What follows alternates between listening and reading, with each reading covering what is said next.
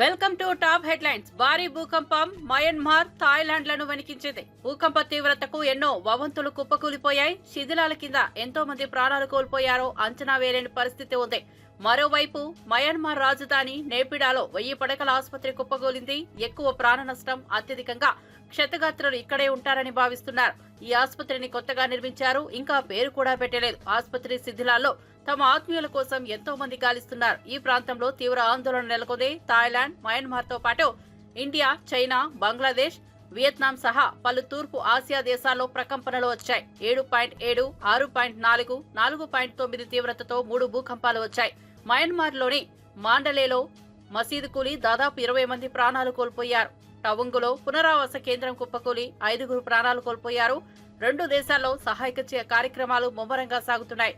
భారీ సంఖ్యలో ప్రాణ నష్టం జరిగి ఉంటుందని అంచనా వేస్తున్నారు. శిథిలాలు తొలగిస్తున్న కొద్దీ మృతదేహాలు బయటపడుతున్నాయి.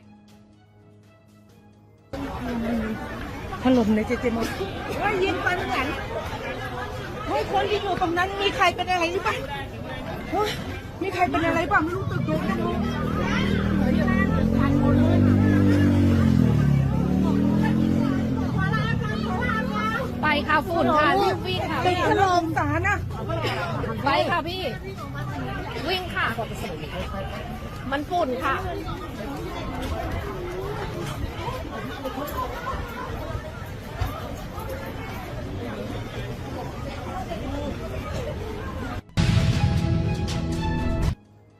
కొంతకాలంగా భారత్ వృద్ధి రేటు ప్రపంచంలోనే అత్యధికంగా ఉందని ఏపీ ముఖ్యమంత్రి చంద్రబాబు అన్నారు. 2014లో ప్రపంచంలో 10వ ఆర్థిక వ్యవస్థగా ఉన్న భారత్ ఇప్పుడు 5వ స్థానానికి చేరుకుందని చెప్పారు. యావత్ ప్రపంచం ఇప్పుడు భారత్ వైపే చూస్తోందని అన్నారు. మద్రాస్ ఐఐటీలో నిర్వహించిన all India research scholars summit 2025 కార్యక్రమానికి చంద్రబాబు ముఖ్య అతిథిగా హాజరయ్యారు. ఈ కార్యక్రమంలో ఆయన ప్రసంగిస్తూ వ్యాఖ్యలు చేశారు. మద్రాస్ ఐఐటీ ఎన్నో విషయాల్లో నెంబర్ 1 గా ఉందని చంద్రబాబు కితాబునిచ్చారు. ఎన్నో రకాల ఆన్లైన్ కోర్సులు కూడా అందిస్తోందని చెప్పారు. ఐఐటి మద్రాస్ స్టార్టప్లలో 80% సక్సెస్ అవుతుందని తెలిపారు. Google, Oracle, everybody is here. When I want to develop IT, I thought how to proceed. Hyderabad nowhere at that time, no IIT also. Afterwards, IIT has come to Hyderabad. At that time, I want to develop IT. Internet revolution has come around 90s, first half of 90s. That is the innovation by Bill Gates. I want to meet him. He was visiting to Delhi. I asked him, I wanted to meet him and explain what is the importance of India. Then he told me, I don't have any work with politicians. I am a businessman, only technology man. I will meet people and then go. Then I insisted for his meeting. Then he agreed to give me 10 minutes time. 3-4 days I prepared very well. At that time nobody, now PowerPoint presentation is outdated now. At that time nobody used to give PowerPoint presentation. Then with PowerPoint presentation I went. He spent with me 45 minutes. He became a big admirer to India. I explained all these things. Then he asked me, what do you want? What can I do? Don't do anything. You recognize India. If possible, you start your Microsoft in Hyderabad. That is the beginning. With that one decision, he started after some time persuasion, everything. Today, Microsoft CEO is from Andhra Pradesh, Telugu origin. That is the change. You can imagine how things will happen if you start moving one step ahead, then 2-3 steps you can gain momentum. Even after that, our Honorable Prime Minister, Narendra Modi. పశ్చిమ గోదావరి జిల్లాలో 990 కోట్లతో పోలవరం ప్రాజెక్టులో diaphragm wall నిర్మాణ పనులు వేగంగా కొనసాగుతున్నాయని మంత్రి నిమ్మల రామానాయుడు తెలిపారు. Project నిర్మాణంలో గతంలో జరిగిన విధ్వంసాలను ఆయన తీవ్రంగా ఎత్తి చూపారు. మధుఖాన్ కాంట్రాక్టును రద్దు చేసిన రాజశేఖర రెడ్డి తొలి విధ్వంసానికి 2019లో రివర్స్ టెండరింగ్ పేరుతో 17 నెలలు ఏజెన్సీ లేకుండా వేశాడు. జగన్ రెండో విధ్వంసానికి ఉదాహరణగా పేర్కొన్నారు. 2014-19లో చంద్రబాబు ఈ ప్రాజెక్టును 72% పూర్తి చేసినప్పటికీ జగన్ హయాంలో 440 కోట్ల విలువైన డయాఫ్రమ్ వాల్ నాశనమైందన్నారు. జగన్ మాటలు వినడం రాక్షసులు యజ్ఞాల గురించి మాట్లాడినట్టేనని ఎద్దేవా చేశారు. 5 సంవత్సరాల్లో మళ్ళీ చంద్రబాబు నాయుడు గారు ఆ పోలవరం ప్రాజెక్టుని పట్టాలెక్కించి 5 సంవత్సరాల్లో 72% పూర్తి చేసి 2020 కల్లా ప్రభుత్వం కనుక కంటిన్యూ అయి ఉంటే ఆ యొక్క పోలవరం పూర్తి చేసి ఆ గోదావరి వరద జలాలు ఆంధ్రప్రదేశ్ రాష్ట్రం అంతా కూడా ప్రవహించి రాష్ట్రం ఒక కరువు రహిత రాష్ట్రంగా మారేటువంటి పరిస్థితి ఉండేది.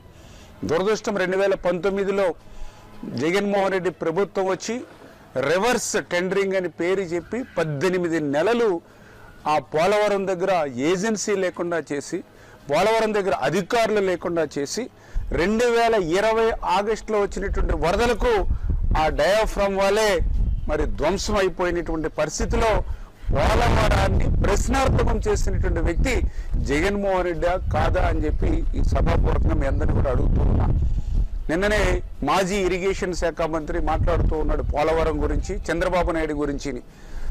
అసలు మాకు అనిపిస్తూ ఉంది అంటే రావణాసురుడు వచ్చి రాముడు గురించి మాట్లాడినట్లుగా, ఈ రాక్షసులు వచ్చి యజ్ఞాలు యాగాదుల గురించి మాట్లాడినట్లుగా మరి నిన్న పోలవరం గురించి చంద్రబాబు నాయుడు గురించి నిన్న మాజీ ఇరిగేషన్ శాఖ మంత్రి మాట్లాడుతున్నటువంటి పరిస్థితి. అయ్యా మాజీ ఇరిగేషన్ శాఖ మంత్రి గారు మరి చాలా క్లియర్గా, ఎందుకంటే ఆ పోలవరం గురించి మీరు గతంలో ఏం మాట్లాడారు? ఏదైతే డయాఫ్రమ్ వాల్ అనేది పోలవరం ప్రాజెక్టుకే కాదు, బక్రా నంగలకు ఉంటుంది, శ్రీశైలంకి ఉంటుంది, నాగార్జున సాగర్కు ఉంటుంది, అన్ని ప్రాజెక్టులకి కూడా డయాఫ్రమ్ వాల్ ఉంటుందని చెప్పినటువంటి మహానుభావులు మీరు. అంటే తెలియకపోతే తప్పేమీ కాదు, కానీ తెలుసుకుని మాట్లాడకపోవడం అనేది బాధ్యత రాహిత్యము. అంటే పోలవరం మీద ఆ మాత్రం కూడా సమయం పెట్టేటువంటి పరిస్థితి లేనిటువంటి వ్యక్తికి ఈరోజు మీరు పోలవరం గురించి మాట్లాడడం. ఆ రోజు ఏం మాట్లాడారు మీరు? పోలవరం నాకే అర్థం కాలేదు, ఇంకా ఎవ్వరికీ అర్థం కాదు, పోలవరం ఎప్పటికీ పూర్తవుతుందో చెప్పలేమని చెప్పినటువంటి వ్యక్తులు మాజీ ఇరిగేషన్ శాఖ మంత్రి మీరే కదా ఆ రోజు మీరు చెప్పింది. మరి సాక్షాత్తు మీ ముఖ్యమంత్రి గారు ఏం మాట్లాడారు? గచ్చిబౌలి స్టేడియంలో 4th కియో నేషనల్ కరాటే ఛాంపియన్షిప్ 2025 పోటీలు ప్రారంభమయ్యాయి. ఈ కార్యక్రమానికి టీపీసీసీ అధ్యక్షులు MLC Mahesh Kumar Goud, shock chairman Shiva Sena Reddy, ప్రపంచ బాక్సర్ నిఖత్ జరీన్, స్థానిక కార్పొరేటర్ నాగేంద్ర యాదవ్ హాజరయ్యారు. దేశవ్యాప్తంగా వచ్చిన క్రీడాకారులు భారీగా పాల్గొంటున్న ఈ పోటీలు 3 రోజుల పాటు కొనసాగనున్నాయి. కరాటే పోటీలు జాతీయ స్థాయిలో విశేష ఆసక్తిని రేకెత్తిస్తున్నాయి. యువతలో క్రీడా చైతన్యం పెంపొందించేందుకు ఈ కార్యక్రమం ఒక మైలురాయిగా నిలవనుంది. In sports activity. Compared to other states, Revanth Reddy's dream is to make Telangana a hub for sports. He was kind enough to send us to Olympics. After returning back from Olympics, when we submitted a report to Honorable Chief Minister, he was so nervous not getting any medals for India. That day, himself he told us, we will develop Telangana to that extent where it can face and compete for the Olympics. His dream is to pick up sportsmen to international level so as to compete in Olympics. మిత్రులారా, తెలంగాణ రాష్ట్ర ముఖ్యమంత్రి యొక్క ఆశయం, వారి యొక్క కళ, తెలంగాణ రాష్ట్రము ఈ దేశంలోనే ఒక స్పోర్ట్స్ రాష్ట్రంగా కావాలి. తెలంగాణ రాష్ట్రం నుండి ఒలింపిక్స్ లో కూడా పోటీ పడే విధంగా ఇక్కడ క్రీడాకారులను తీర్చిదిద్దాలి.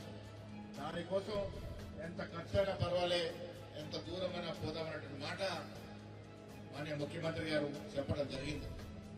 మిత్రుల కరాటే, నేను స్వయంగా కరాటేలో బ్లాక్ బెల్ట్ 7 డాన్లో ఉన్నాను, స్టేట్ అధ్యక్షుడిగా ఉన్నాను.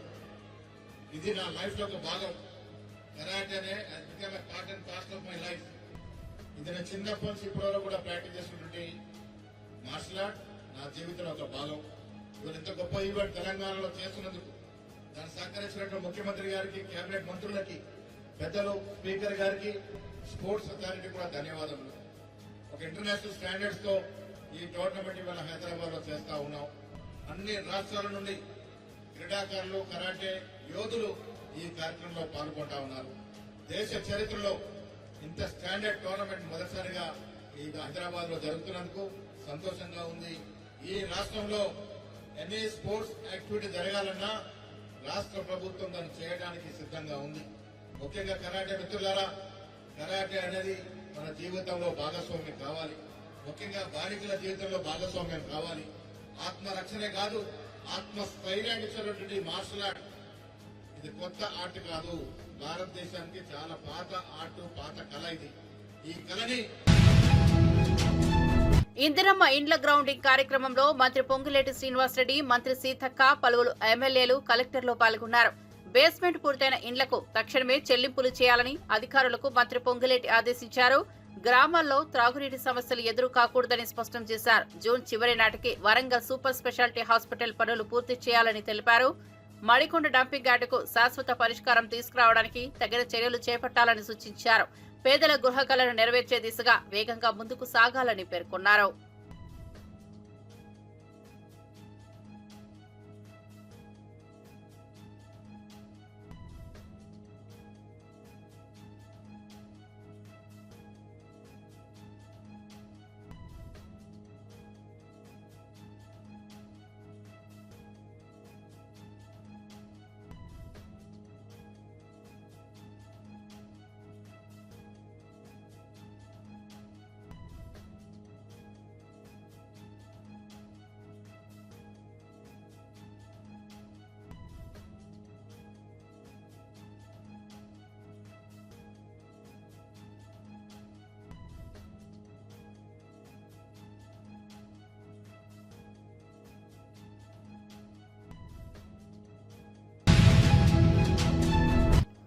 లిక్కర్ దందాలు వేసిన కవితకు ఇప్పుడు లెక్కలు సరిగా దొరకడం లేదని బల్మూరి వెంకట్ తీవ్ర వ్యాఖ్యలు చేశారు. కేసీఆర్ ఫామ్ హౌస్ లో విశ్రాంతిగా ఉండిపోయి జీతం తీసుకుంటున్నారని ఎద్దేవా చేశారు.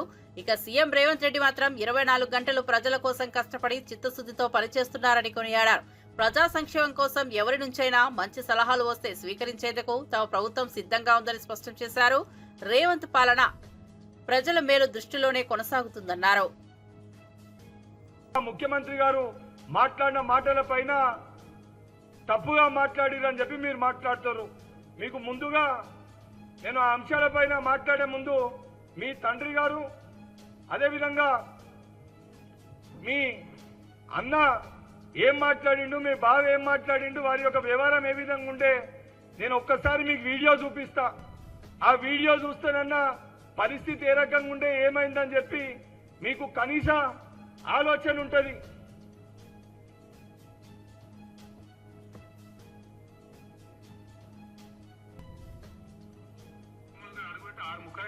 అనుకుంటున్నాము ఈ గోకాసులు ఏం లేక నలిసి పారిస్తాం, నాలుగేళ్ళు సీరేస్తాం గుణం అని చెప్పి రెండో కేంద్ర మంత్రి తెలంగాణ శాతగాని దద్దమ్మ దరిద్రులు పుట్టచోరుగాళ్ళు పనికి మాలినోళ్ళు సిగ్గుందా మీకు ఇజ్జతమానం ఉందా? ఈ చిల్లరగాళ్ళు, ఈ కిరికిరిగాళ్ళు, కిరాయగాళ్ళు సిగ్గులు లద్దాయమని ఉంటే మేము ప్రిపేర్ అయ్యి రాలే. మరి పీకెతందుకు వచ్చినా అంటే వద్దన్న కుక్కలు కొడుకేవాడు ఏం పీకెతందుకు పోతాను? ఏదో పెద్ద పీకినట్టు పడగొట్టినట్టు పిస్తా కాల్చుకుంటాడు అంటే వాడు సిగ్గుపడాలి. పిస్తా కాల్చుకోకే అంటున్నాను నేను. మీలాంటి కుక్కలు చాలా మంది ఉంటారు, బయటకు వెళ్ళండి. అరే ఏమవుతారా బయట ఏ కుక్కలు అన్నారు? బుద్ధిలేదు సార్, సిగ్గాన్ని ఉండాలి, ఇజ్జతాన్ని ఉండాలి. చరిత్ర కార్డులు ఎక్కడి నుంచి పుట్టినారు ఈ తెలంగాణలో? మీ బతుకులు చెడా ఇయో బతుకుల కొడకన్నారా? ఎవరైనా టచ్ చేసి చూడండి, ఒక్కని పండ పెట్టి తొక్కి తేగు తీసి మెడలేసుకొని. ఇది కేసీఆర్ గారు, రేవంత్ రెడ్డి గారు ఇలా మా ముఖ్యమంత్రి గారు మాట్లాడితే కరెక్ట్ గా మాట్లాడలే, అసభ్యకరంగా మాట్లాడిరని చెప్పి మాట్లాడతారు. మరి మీ తండ్రి గారు మాట్లాడినప్పుడు మరి ఎక్కడ పోయినావు కవితమ్మా? ఏదైతే సంబంధించి మీ యొక్క అన్న, ఏదైతే మీ అన్న సంబంధించి మీ అన్న మీ బావ కూడా అడ్డగోలుగా వాడకూడని మాటలు, వాడకూడని పదజాలాలు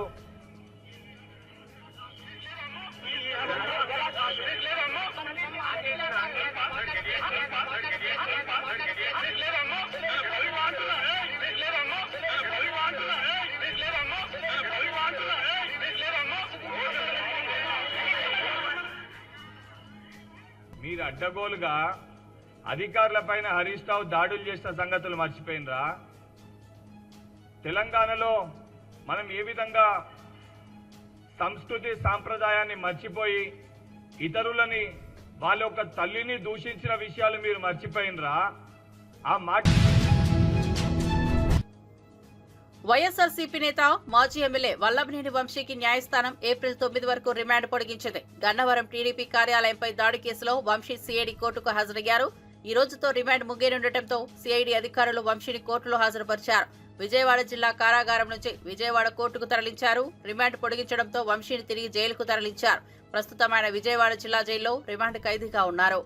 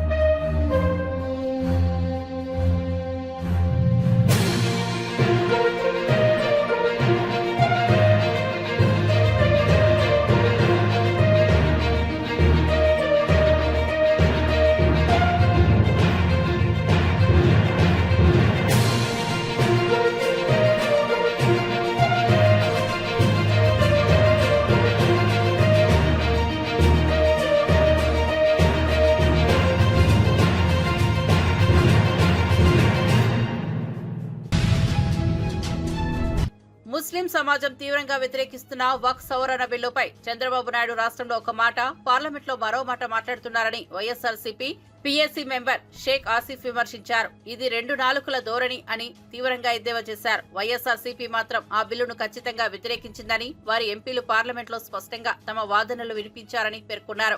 మైనార్టీ హక్కుల పరిరక్షణలో వైఎస్ఆర్సీపీ శాశ్వతంగా కట్టుబడి ఉందని షేక్ ఆసిఫ్ తెలిపారు. కలెక్టర్కి అథారిటీ ఇవ్వాలని, కానీ నిజానికి వక్ఫ్ భూములకు సంబంధించి ఇప్పటికే వక్ఫ్ ట్రిబ్యునల్ ఉంది. ఆ ట్రిబ్యునల్ను బలహీనపరచలాగా కేంద్రం ప్రతిపాదిస్తుంది. వక్ఫ్ బోర్డు సవరణ బిల్లు ఉంది. ఆ బిల్లుకు సంబంధిత చట్టబద్ధత లభిస్తే ముస్లిం సమాజం తీవ్రంగా ఇబ్బందులు పడుతుంది. దీన్ని బట్టి ముస్లిం సమాజం మొత్తం అర్థం చేసుకోవాల్సిన అవసరం ఉంది. అదే విషయాన్ని పార్లమెంటు జాయింట్ కమిటీకి స్పష్టంగా రాతపూర్వకంగా తెలియజేయడం జరిగింది. ఇంకా వక్ఫ్ బోర్డు సవరణ బిల్లును వ్యతిరేకించాలని మా పార్టీ అధ్యక్షుడు వైఎస్ జగన్మోహన్ రెడ్డి గారు పలుమార్లు మా పార్టీ ఎంపీలకు, నాయకులకు దిశానిర్దేశం చేశారు. ఈ దిశలోనే పార్లమెంటు ఉభయ సభల్లో వైఎస్ఆర్సీపీ ప్రతినిధులు వక్ఫ్ బోర్డు సవరణ బిల్లును వ్యతిరేకిస్తూ తమ వాదాన్ని గట్టిగా వినిపించారు. అలాగే చంద్రబాబు నాయుడు 2 నాలుకల ధోరణి, చంద్రబాబు నాయుడు గారి వైఖరి, ఆ పార్టీ తీరు చూస్తే ఘోరంగా ఉంది. వారు ఈ బిల్లు విషయంలో ద్వంద్వ వైఖరిని అవలంబిస్తున్నారు. నిజానికి టీడీపీ మద్దతు మీదే కేంద్రం ఆధారపడి ఉంది.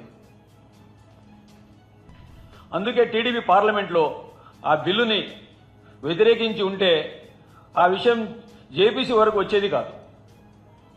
ఇక్కడ మీరందరూ గ్రహించాల్సి ఉంది. జేపీసీ దాకా వచ్చిందంటే తెలుగుదేశం పార్లమెంట్లో అక్కడ మద్దతు తెలుపుతూ రాష్ట్రానికి వచ్చేటప్పటికి మాకేమీ తెలియదు అని 2 నాలుకల ధోరణి వినిపిస్తున్నారు చంద్రబాబు నాయుడు గారు. బిల్లుకు మద్దతుగా అక్కడ మద్దతు ఇస్తూ ఇక్కడ నాటకాలు ఆడుతున్నారు. నిన్న ఇఫ్తార్ విందులో కూడా తాను వైసీపీ సోషల్ మీడియా అకౌంట్లలో పవన్ కళ్యాణ్, లోకేష్ పై అసభ్యకర పోస్టులు పెట్టిన వారిపై చర్యలు తీసుకోవాలని కోరుతూ జనసేన తిరుపతి నియోజకవర్గం ఇన్ఛార్జ్ కిరణ్ రాయల్ తీవ్ర హెచ్చరికలు జారీ చేశారు. అలాంటి వాళ్లను బట్టలు ఊడదీసి కొడతామని ఆగ్రహం వ్యక్తం చేశారు. వెంటనే 48 గంటల్లోగా పోస్టులు తొలగించాలని, సంబంధిత ప్రతినిధులపై కేసులు నమోదు చేసి అరెస్టు చేయాలని డిమాండ్ చేశారు. ఈ విషయంలో పోలీసులు తక్షణమే స్పందించాలని కోరుతూ అధికారులకు ఫిర్యాదు చేశారు. ఈరోజు ఒక డిప్యూటీ సీఎం జనసేన పార్టీ అధ్యక్షులు పవన్ కళ్యాణ్ గారిని, ఆయన కుటుంబ సభ్యుల్ని, వాళ్ళ తల్లిదండ్రుల్ని, వాళ్ళ ఇంట్లో పిల్లల్ని ఈ వైసీపీ సోషల్ మీడియా చెత్త వెధవలు, చెత్త కామెంట్లు పవన్ కళ్యాణ్ గారి కుటుంబం గురించి, వాళ్ళ ఫ్యామిలీ గురించి ఇలా కామెంట్లు పెడుతున్నారు. ఇవన్నీ కరెక్ట్ కాదు. ఇవన్నీ కూడా ఇందాక మీడియాకు చూపించా, డిఎస్పీ గారు కూడా ఇచ్చాను. సోషల్ మీడియా మీరు పవన్ కళ్యాణ్ గారిని, మేము కూటమి అధికారం వచ్చిన తర్వాత మేము చేస్తున్న అభివృద్ధి చూసి ఓర్వలేక పవన్ కళ్యాణ్ గారిని కామెంట్ చేస్తే మాత్రం బట్టలు ఊడదీసి కొడతాం వైసీపీ సోషల్ మీడియా అని చెప్తున్నాం. ఏమనుకుంటారు అసలు? ఒక డిప్యూటీ సీఎం మేము సోషల్ మీడియా అనేది ఓకే, రాజకీయ పరంగా మేము చేస్తుంది, మీరు చేస్తుంది రాజకీయ పరంగా మాట్లాడుకోండి. అమ్మా నాన్నల్ని, ఇంట్లో కుటుంబ సభ్యులు మాట్లాడుతుంటే చూస్తూ ఊరుకుంటాం అనుకున్నారా? ఈరోజు పోలీస్ అధికారులు ఒకటే చెప్పాం. గతంలో ఈ జిల్లాలో ఒక నాయకుడు వాళ్ళ భార్య గారు కంప్లైంట్ ఇస్తే ఇమ్మీడియట్గా యాక్షన్ తీసుకున్నారు. మంచిది, సూపర్ పోలీస్ వ్యవస్థ పనిచేస్తుంది, నమ్మకం ఉంది. అదే నమ్మకంతో 48 గంటల్లో ఎవరైతే పవన్ కళ్యాణ్ గారి మీద, వాళ్ళ కుటుంబం మీద ఇలాంటి వ్యాఖ్యలు చేశారో 48 గంటల్లో వాళ్ళని అరెస్ట్ చేసి రిమాండ్ చేసి ప్రజలకు చూపించాలి. ఇలాంటి వ్యాఖ్యలు చేసింది వీడియో చూపించాలి. లేని పక్షాన మేము అధికారంలో ఉన్నామ సంగతి కూడా పక్కన పెట్టి రోడ్ ఎక్కాల్సి వస్తుంది. రోడ్ ఎక్కి ధర్నా చేస్తే అధికారంలో ఉండి బాగోదు. అలాగే టీడీపీ సోషల్ మీడియా శ్రేణులు కూడా తెలుసుకోండి, నారా లోకేష్ గారి మీద కూడా ఇలాంటి కామెంట్లు చేశారు. నారా లోకేష్ గారి మీద కూడా కామెంట్లు చేశారు. మీరు కూడా చూడండి, తెలుసుకోండి. ఎందుకంటే సోషల్ మీడియా మీద పోలీస్ వ్యవస్థ, ఇంటెలిజెన్స్ నిఘా పెట్టాలి. అది ఏవే సోషల్ మీడియా ఉన్నాయో అవన్నీ కూడా డీటెయిల్స్ డిపార్ట్మెంట్కి ఇచ్చాను. సోషల్ మీడియా మీద నిఘా పెట్టండి. ఒక డిప్యూటీ సీఎం గారిని అలాంటి మాటలు మాట్లాడితే మాత్రం బాగోదు. ఒకటే చెప్తున్నా వైసీపీ సోషల్ మీడియాకి, పవన్ కళ్యాణ్ గారిని మమ్మల్ని మాట్లాడతారండి, ఎన్నైనా మాట్లాడుకు మేము పట్టించుకో. పవన్ కళ్యాణ్ గారిని కానీ వాళ్ళ కుటుంబ సభ్యులను మాట్లాడితే మాత్రం టాటా తీసేస్తాం ఒక్కొక్క వైసీపీ సోషల్ మీడియా గారికి. ఏమనుకుంటారు? ఇష్టాచారంగా పెడతారు సోషల్ మీడియా కామెంట్లో. అది చేతనైతే రండి, ఓపెన్ ఛాలెంజ్. వైసీపీలో రండి, ఓపెన్ ఛాలెంజ్. మీ అభివృద్ధి ఏం చూపిస్తాం, ఈ సంవత్సరంలో మేము ఏం చేసినాం చేసి చూపిస్తారండి.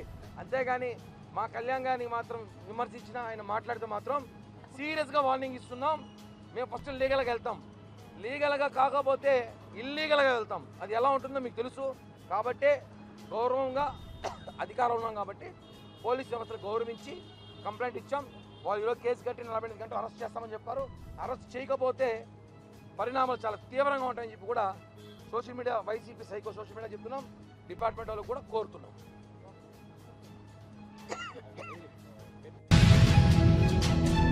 ఏపీలో సంచలనం సృష్టిస్తున్న పాస్టర్ ప్రవీణ్ మృతిపై ప్రజాశాంతి పార్టీ అధ్యక్షుడు కేఏ పాల్ హాట్ కామెంట్స్ చేశారు. ప్రవీణ్ మరణం సహజమా లేక కోల్డ్ బ్లడెడ్ మర్డరా అన్న అనుమానాలు ఉత్పన్నమవుతున్నాయని తెలిపారు.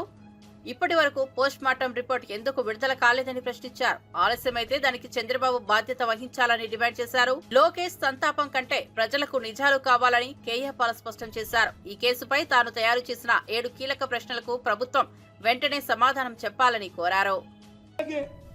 ఈ ప్రమాద స్థలాన్ని ఒక యాక్సిడెంట్ లాగా మార్పు చేసి ఉంచారా? 8 ఆయన శరీరంపై ఉన్న గాయాలు ఒక స్కిడ్ యాక్సిడెంట్ కు తగినవా లేక మరే ఇతర కారణాలతో ఉన్నాయా? 9 బైక్ రోడ్డు మీద పడకుండా ఆయన శరీరం దాని పక్కనే ఎందుకు పడి ఉంది? శరీరం కిందని, బైక్ పైన. ఈ 10 ప్రశ్నలు. దర్యాప్తుపై అనుమానం. పోలీస్ అధికారులు ఈ కేసులో హత్య అనే కోణాన్ని పూర్తిగా పరిశీలించారు. 11 ఘటనా స్థలంలో ఎలాంటి సాక్ష్యాలు పోయాయి లేదా మార్పు చేయబడ్డాయా? 12 పోస్ట్ మార్టం రిపోర్ట్లో అసలు మరణానికి గల కారణం ఏమిటి? ఎందుకు మీరు వెంటనే రిలీజ్ చేయలేదు? 13 ఆయన శరీరంలో ఏదైనా విష పదార్థం కనుగొనబడిందా? 14 ఆయన చనిపోవడానికి ముందుగా ఎవరైనా ఫోన్ కాల్స్ లేదా మెసేజెస్ పంపించారు కదా, ఎవరికి? ఇంతవరకు దాన్ని మీరు రిలీజ్ చేశారా? సెక్యూర్ చేశారా? 16 చనిపోవడానికి ముందు ఎవరైనా బెదిరింపులు ఇచ్చారు? సాక్ష్యాలు ఉన్నాయి. వారిని మీరు ఎందుకు అరెస్ట్ చేయలేదు? వారిని మీరు ప్రశ్నించారా? 17 ఇటీవల కాలంలో ఆయనకి ఎవరైనా శత్రువులు ఉన్నారా? ఆ రాధామోహన్ ఆయన మాట్లాడిన శత్రువుల మాటలు కావా? ఇంకొక ఆయన నీ నాలుగు కోసేస్తాను, నీ గుడ్లు పీకేస్తానన్నాడు. జనవరి 31 అది ఆయన ప్రవీణ్ పగడాలే పోస్టులో పెట్టాడు. 18 ఆయన పిఏ ప్రవీణ్ పిఏ ఒక వైసీపీ జగన్మోహన్ రెడ్డి సంస్థలో మద్దతు ఇస్తుంది.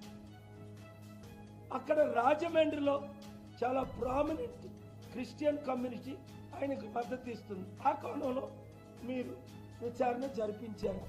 19 ఆయన మతపరంగా లేదా రాజకీయ పరంగా ఏమైనా వివాదాల్లో ఉన్నారు. మీకు తెలియకపోతే నేనే చెప్తా. రాజకీయాల్లో వివాదంలో లేదు. క్రిస్టియన్ ఛానల్స్ లో ఆయన చేసిన డిబేట్ 2025-26 బడ్జెట్ సమావేశాలు రాష్ట్ర చరిత్రలో నిలిచిపోతాయని బీఆర్ఎస్ ఎమ్మెల్సీ కల్వకుంట్ల కవిత అన్నారు. ఈ సమావేశాల్లో బీసీ రిజర్వేషన్ల బిల్లులు, ఎస్సీ వర్గీకరణ బిల్లు రావడానికి బీఆర్ఎస్ పార్టీ ఎంతో కృషి చేసిందన్నారు. శాసన మండలి మీడియా పాయింట్ వద్ద బీఆర్ఎస్ పార్టీ ఎమ్మెల్సీలతో కలిసి విలేకరుల సమావేశం నిర్వహించారు. ఈ సందర్భంగా మాట్లాడుతూ అప్పులపై కాంగ్రెస్ నేతల తప్పులు బయటపడుతున్నాయని ధ్వజమెత్తారు. రాష్ట్రం మొత్తం అప్పులు 4,42,000 అని పార్లమెంట్లో కేంద్ర ప్రభుత్వం ప్రకటించింది. కానీ సీఎం రేవంత్ రెడ్డి మాత్రం 8 లక్షల కోట్లు అప్పులు చేశామని దుష్ప్రచారం చేస్తున్నారని మండిపడ్డారు. చేయాలి, ఎవరి ఇంట్రెస్ట్, ఎవరి అనుభవం ఏ రంగంలో ఎక్కువ ఉంది అన్నటువంటి విషయాలని అన్ని కూడా సమాలోచన చేసుకోవడం, అట్లానే దానికి అనుగుణంగా సబ్జెక్ట్స్ను, క్వశ్చన్స్ను డివైడ్ చేసుకొని ఎన్ని టూల్స్ అయితే ఉంటాయో మండలిలో, జనరల్గా హౌస్లో చాలా రకాలుగా ప్రశ్నించేటటువంటి అవకాశం ఉంటుంది. ఆ ప్రశ్నించేటటువంటి అన్ని రకాల టూల్స్ని వాడుకొని మేమందరం కూడా ప్రభుత్వం నుండి ఆన్సర్ రాబట్టేటటువంటి ప్రయత్నం చేసినాం. స్పెషల్ మెన్షన్స్ ఉంటాయి, పిటిషన్స్ ఉంటాయి, ప్రశ్నలు ఉంటాయి, షార్ట్ డిస్కషన్ ఉంటాయి, బిల్లులు వచ్చినప్పుడు డిస్కషన్స్ ఉంటాయి. వీటన్నిటిలో కూడా చాలా సక్సెస్ఫుల్గా ఈసారి బీఆర్ఎస్ పార్టీ మండలి సభ్యులందరం కూడా చాలా చురుకుగా పాల్గొనడం జరిగింది.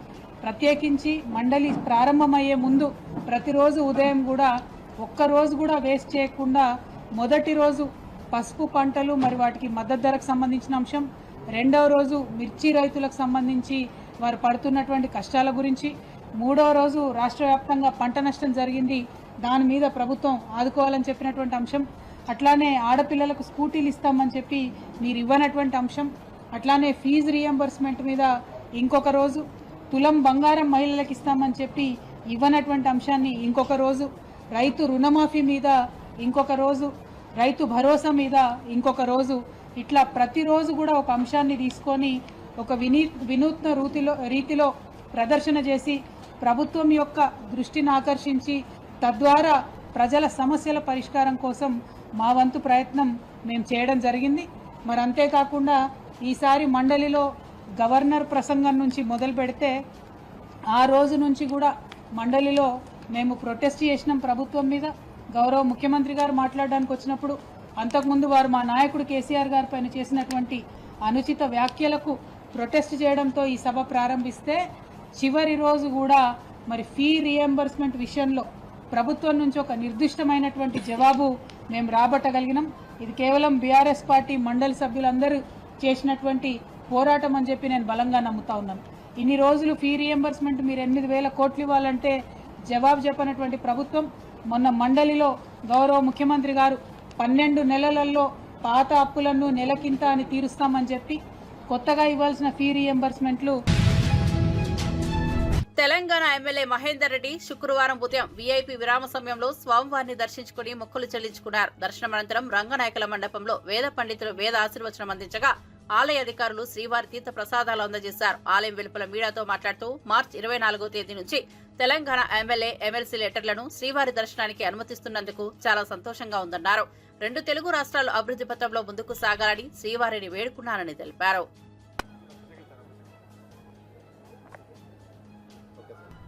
తిరుపతిలో తెలంగాణ వారందరికీ కూడా ఎమ్మెల్యే, ఎమ్మెల్సీ లెటర్స్ మరి 24 నుంచి కూడా తీసుకోవడం చాలా సంతోషం. తెలంగాణ ప్రజలందరూ కూడా ఏదైతే ఎమ్మెల్యేలంతా కూడా లెటర్ ఎవరైతే ప్రజలకు భక్తులకు ఇస్తారో వాటిని అంతా కూడా స్వీకరించి మంచి దర్శనం చేస్తున్నారు. చాలా సంతోషం. 2 తెలుగు రాష్ట్రాలు కూడా అభివృద్ధిలో ముందుకు పోవాలి. దేవుని దయతోటి అందరం కూడా తిరుమల శ్రీవారిని సినీ నటుడు నితిన్ దర్శించుకున్నారు. శుక్రవారం వీఐపీ ప్రారంభ విరామ దర్శన సమయంలో శ్రీకాళహస్తి ఎమ్మెల్యే సుధీర్ రెడ్డితో కలిసి ఆయన స్వామివారి సేవలో పాల్గొన్నారు. టీటీడీ అధికారులు వీరికి స్వాగతం పలికి దర్శన ఏర్పాట్లు చేశారు. దర్శనం అనంతరం రంగనాయకుల మండపంలో నితిన్ కు పండితులు ఆశీర్వచనం చేసి స్వామివారి తీర్థ ప్రసాదాలను అందజేశారు.